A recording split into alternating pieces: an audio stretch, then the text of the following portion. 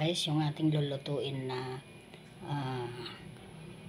saluyot with labong. Ito po, meron na po siyang bagong at nakalagay na po rin yan ang sibuyas. Ito, wala po tayong panghalo kundi po itong Knorr cubes lang. O ayan, nakaka-relate po ba kayo dyan? Ito na nga po guys, kumulo na po ang bagoong at saka yung Knorr cubes na inilagay natin.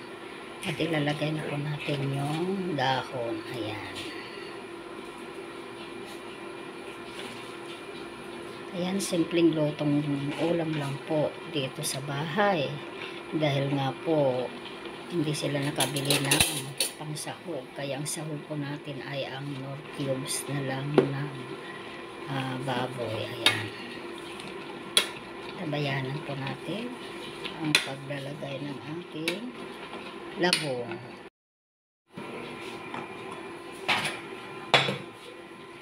Na nga po, lagyan natin ng konting asin kasi po ay kulang po siya sa alat. Lagyan na po natin ang labong, konting sabaw lang po yan dahil malinis naman po itong ating lutuan. Ayan.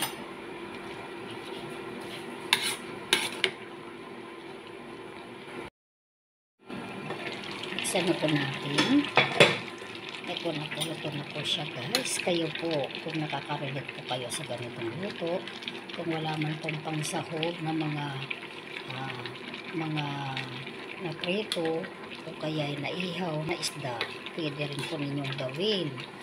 Lagyan na lang po ninyo ng Knorr cubes. Nasa sa inyo po kung meat po siya or pork or chicken. Ayan, pork po kasi ang inilagay po. Kaya yun nga po kamamang pwede. Yum, yum, yum. Masarap na po siya. Ayan, para po tayong mga sundalo sa ilang na kahit na walang pangsahog ay maluluto natin ang isang bagay. Yan lang po. Thank you.